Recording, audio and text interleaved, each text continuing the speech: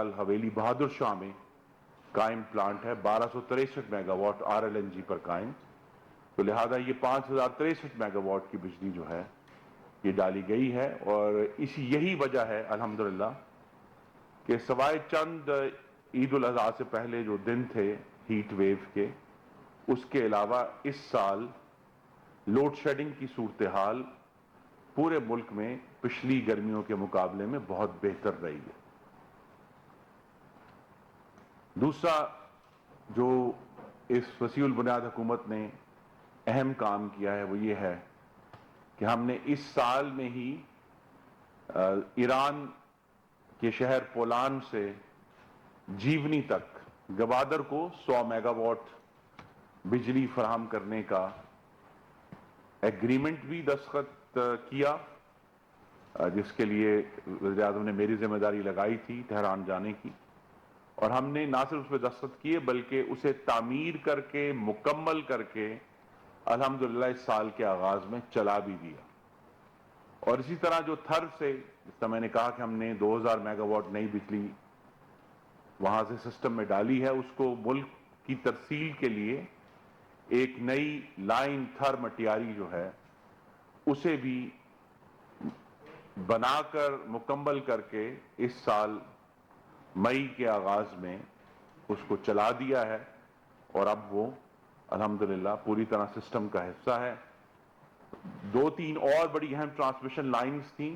جن کا سنگ بنیاد رکھ دیا گیا ہے۔ ایک سکھی کناری میں اس وقت جو پروجیکٹ زیر تعمیر ہے، جو انشاءاللہ اگلے سال سسٹم میں آئے گا، اس کی ٹرانسمیشن لائن کا سنگ بنیاد رکھ دیا گیا ہے، وہ بڑی تیزی سے مکمل ہو رہا ہے، جا کے دیکھا جا سکتا ہے۔ اسی طرح اسلام آباد کے قریب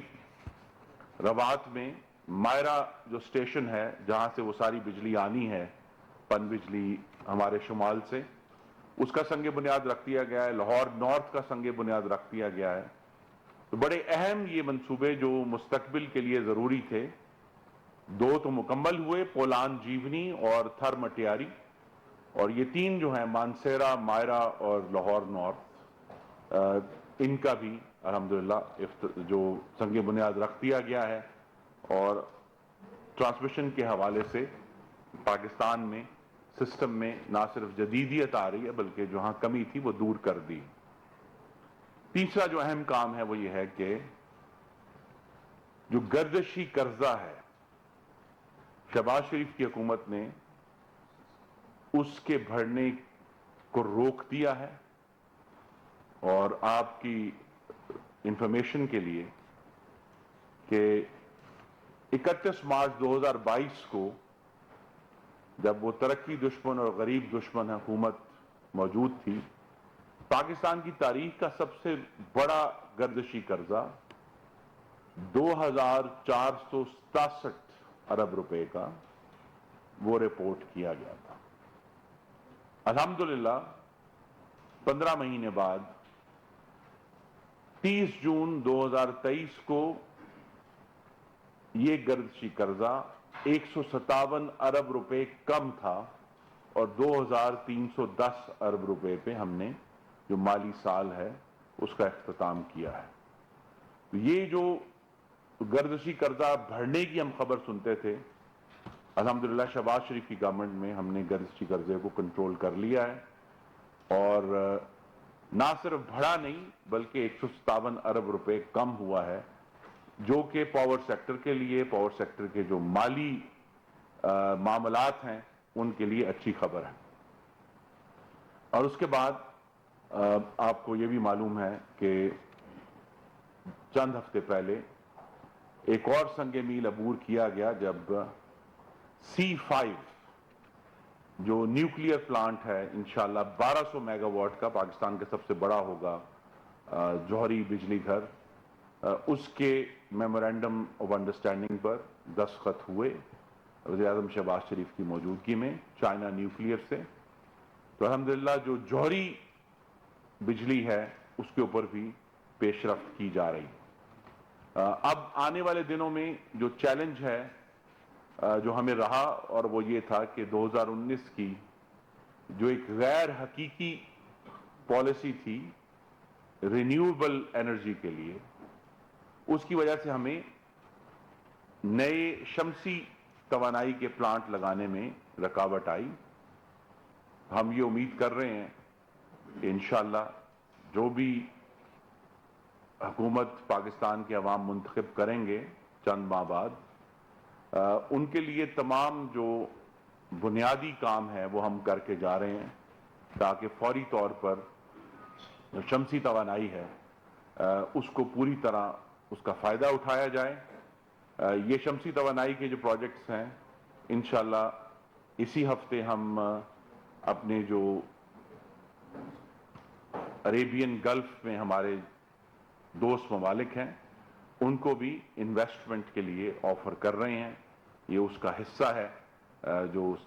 انرجی کا SIFC میں ایک سیکشن ہے, تو لہٰذا وہاں سے بھی ہمیں نہ صرف ریفائنریز میں بلکہ شمسی توانائی میں بھی بڑی سرمایہ کاری کی توقع ہے. تو لہٰذا یہ سب معاملات 5000 میگا واٹ کی نئی بجلی, جس میں زیادہ جو تعداد ہے وہ پاکستان کے اپنے کوئلے سے بننے والی بجلی ہے الحمدللہ, نئی ٹرانسمیشن لائنز, گردشی قرضے میں ایک نمایاں کمی, نئے جوہری پلانٹ کا جو آغاز کیا گیا ہے, اور انشاءاللہ جو شمسی توانائی کے لیے تیاری ہے قانونی طور پر وہ مکمل کر لی گئی ہے اور اس میں سرمایہ کاری متوقع ہے. تو یہ لے کر ہم انشاءاللہ اب اس پارلیمان کی جو مدت ختم ہو رہی ہے اس کی طرف بڑھ رہے ہیں, اور انشاءاللہ اس بجلی کے نظام میں مزید بہتری کے لیے, صارفین کی بہتر خدمت کے لیے ہم نے اس دفعہ بہت انتظامات کیے. اور وہ جو عید الاضحیٰ سے پہلے چند دن تھے مشکل کے, جب ہیٹ ویو آئی, اس دوران بھی ایک ریکارڈ نمبر پورے ملک میں ٹرانسفارمرز کا, تاروں کا ہم نے ان 5 دنوں میں تبدیل کیے. بجلی کا نظام ایک مستقل محنت مانگتا ہے جو ہم نے کی ہے اور اس میں روزانہ کی بنیاد پر کر رہے ہیں. جی کوشچنز جناب. جی جی پہلے تو یہ تھا کہ 15 ماہ میں کامیابیوں سے گنوائی, لیکن کیا ایسے مشکلات یا ہرڈلز ہیں جو آپ نے عبور نہیں کیے؟ ایک سر, دوسرا جو ڈسپوز ہے وہ مسلسل نقصانات وہ کر رہے ہیں, اور کچھ ایسے ڈسپوز ہیں کہ ان کے اپنے ایسٹ سے بھی ان کے نقصانات زیادہ ہوئے.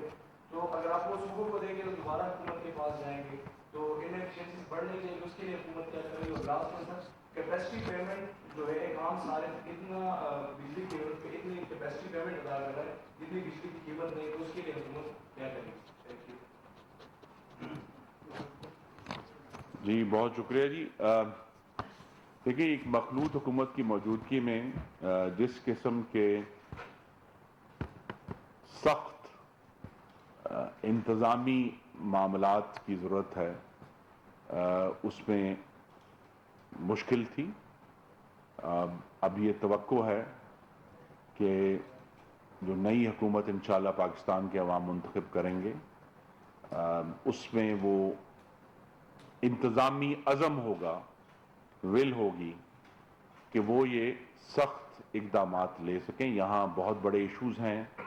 بہت بڑے جو ہیومن ریسورس کے معاملات ہیں, ان میں ہمیں سخت اقدام اٹھانے ہوں گے. وہ ان 14 مہینوں میں, جو کہ فوکس اس بات پر تھا کہ جو 2000 یہ سب پروجیکٹس جو 5000 میگا واٹ ایڈ ہوا ہے سسٹم میں, یہ وہ ہیں جو 2013 سے 18 تک کی مسلم لیگ نون کی حکومت میں آغاز کیا گیا تھا, اور اس کے بعد ان میں رکاوٹ آ گئی. اب ہم نے وہ مکمل کر دی ہیں. تو ڈسکوز کی جو مینجمنٹ ہے وہ ہمارے سامنے ایک چیلنج ہے, اور انشاءاللہ جو آنے والی حکومت ہے وہ اس کو ضرور ٹیکل کریں گے. اس میں ہمیں جو بڑی آپ کہہ سکتے ہیں قانونی تبدیلی ہے وہ اسٹیٹ اونڈ انٹرپرائز کا نیا قانون ہے, SOE لا جو ہے 2023 میں جو آیا ہے. اس سے ہمیں یہ توقع ہے کہ جیسے جیسے اس پر عمل درآمد ہوگا تو پھر ہمیں ڈسکوز کو مینیج کرنے میں آسانی ہوگی. جو کیپیسٹی پیمنٹس کا ایشو ہے اس پر بہت تحقیق اور جستجو ہوئی ہے، لیکن ہمیں اس بات کا سامنا ہے چیلنج کا کہ گرمیوں میں جو طلب ہے وہ 30,000 میگا واٹ سے زائد کی ہے۔ اس سال بھی وہی جو عید سے پہلے کی ہیٹ ویو تھی اس میں بار بار 30,000 میگا واٹ کی ڈیمانڈ پورے ملک سے جنریٹ ہوئی۔ تو ہمیں اب گرمیوں میں 30,000 میگا واٹ کی تیاری رکھنی ہے، لیکن سردیوں میں یہی طلب جو ہے وہ گھٹ کر 9,000 میگا واٹ رہ جاتی پورے ملک میں۔ یہ جو 21,000 میگا واٹ کی طلب کا فرق ہے، یہ وجہ ہے کیپیسٹی پیمنٹس کی، کہ موسم سرما میں ہمیں آنے والے موسم گرما کے لیے پلانٹس کو جاری رکھنے کے لیے یہ کیپیسٹی پیمنٹ کرنی پڑتی ہے۔ یہ ضرور ہے کہ اب جتنے بھی نئے پلانٹس آئیں گے پاکستان میں ان میں کیپیسٹی پیمنٹس نہیں ہے، وہ ٹیک ہوگا، اگر if we take then we pay otherwise we don't pay۔ لہذا وہ ماضی کی ایک میراث ضرور ہے کیپیسٹی پیمنٹ، لیکن یہ بھی اب صارفین کے لیے اچھی خبر ہے کہ جو ان میں سے سب سے شروع کے پلانٹس تھے ان کے اب تیزی سے 30 سال مکمل ہو رہے ہیں، تو لہذا ان کے جو ایگریمنٹس ہیں وہ ختم ہو رہے ہیں، اور جب وہ ایگریمنٹس ختم ہو رہے ہیں تو ان میں پھر کیپیسٹی پیمنٹس اگر وہ دوبارہ رینیو بھی ہوتے ہیں تو کیپیسٹی پیمنٹس اس کا حصہ نہیں ہے۔ جی سر، میرے دو سوال ہیں۔ ایک تو آپ نے ڈسکورس کے حوالے سے کہا تو ہے کہ اس پہ جو نیا قانون آیا اس کے مطابق مینجمنٹ پہ اقدام کریں، لیکن اگر ڈسکورس کا جو پلان تھا ان کو آپ نجی تحویل میں نہیں دیں گے، پرائیویٹ نہیں کریں گے، پروونشلائز کریں گے، تو یہ تو پھر آپ کو نظر آ رہا ہے کہ صوبوں میں انتظامیہ کا آپ سہارا ضرور لیتے ہیں، لیکن وہاں پہ مان لو چوری انفراسٹرکچر ڈیولپ کیا جاتا ہے، کاریں بیچی جاتی ہیں، تو پرائیویٹائزیشن زیادہ حل ہے یا پروونشلائزیشن؟ ایک دوسرا سوال یہ ہے کہ یہ جو گردشی قرض آپ نے کہا ہے 2310 بلین اس وقت ہے اور 2400 سے آپ نے اس کو کم کر کے لایا ہے، اس کا مکمل سولوشن کیا؟ آپ نے روکا ہے 7.5 پر یونٹ، آپ نے بجلی کا ٹیرف بڑھایا ہے، مستقل اس کا حل کیا ہے؟ جب اب شمسی توانائی کی طرف جائیں گے یہ جو بیس ٹیرف انکریز کیا ہے اس میں واپسی ممکن ہے؟ جی، دو تین باتیں جی، بہت شکریہ آپ کا۔ ایک تو یہ میں وضاحت سے کہنا چاہتا ہوں کہ جو حالیہ بجلی کی قیمت میں اضافہ ہوا ہے، ہمارے اس وقت سسٹم میں 3,81,00,000 صارفین موجود ہیں، اس میں سے 2,10,00,000 صارفین جو کہ 200 یونٹ یا اس سے کم کے پروٹیکٹڈ کیٹیگری میں ہیں، ان کے لیے بجلی کی قیمت نہیں بڑھائی گئی۔ میں دوہرا دیتا ہوں، 3,81,00,000 میں سے 2,10,00,000 وہ کنزیومرز ہیں جن کے ماہانہ یوزیج 200 یونٹ یا اس سے کم ہے، پروٹیکٹڈ ہیں، ان کے لیے بجلی کی قیمت نہیں بڑھائی گئی۔ یہ ہمارے جو تمام صارفین ہیں اس کا 55% اور گھریلو صارفین کا 64% بنتا ہے، تو لہذا 64% گھریلو صارفین کے لیے تو بجلی کی قیمت نہیں بڑھائی گئی، ان کی قیمت وہ اسی پر مینٹین کی گئی ہے جہاں ہے۔ آپ کو ہم ایک ہینڈ آؤٹ بھی دے دیتے ہیں جس میں یہ ڈیٹیل کنزیومرز کی بھی درج ہے اور جو ان کا نمبر ہے، ان کی جو پرسنٹیج ہے وہ بھی اس میں درج ہے۔ اس کا جو کنٹرول ہے وہ دو تین طریقوں سے ہونا ہے گردشی قرضے کا۔ ایک تو یہ ہے کہ ہماری جو پالیسی ہے پورے ملک میں برابر ٹیرف کی، اس کے اوپر نظر ثانی کرنی ہوگی، کیونکہ اس پالیسی کے تحت صرف کراچی کے ہمارے صارفین جو بہنیں اور بھائی ہیں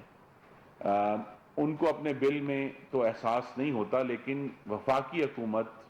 اس سال 2023-24 میں صرف بجلی کی قیمت برابر رکھنے کے لیے 171 ارب روپے کراچی کے صارفین کو دے گی۔ تو لہذا ایک طریقہ تو یہ ہے کہ کراچی کی کراچی الیکٹرک جو بجلی پیدا کرتا ہے وہ مہنگی ہے، ہماری جو سسٹم کی بجلی ہے وہ سستی ہے،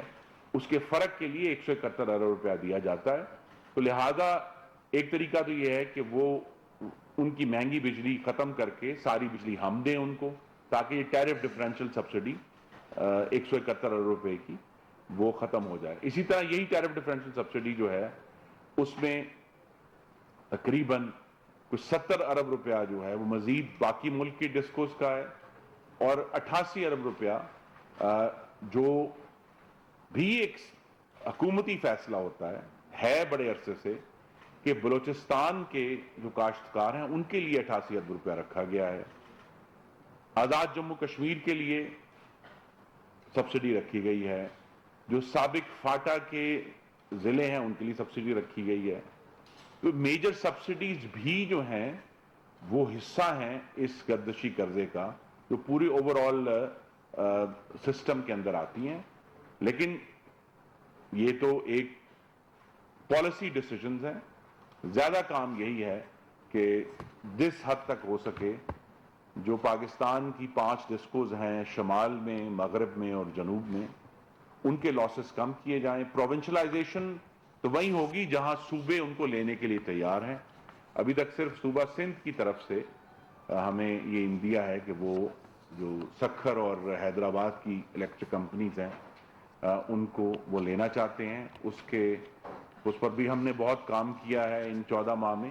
تو لہذا اس کے اوپر ایک ویلیویشن کی ایکسرسائز، ایسٹس کی ایکسرسائز وہ اس وقت جاری ہے، اور انشاءاللہ وہ بھی اگلی حکومت تک تیار ہوگی وہ ایکسرسائز. اگر سندھ، لیکن باقی صوبے جو ہیں بلوچستان اور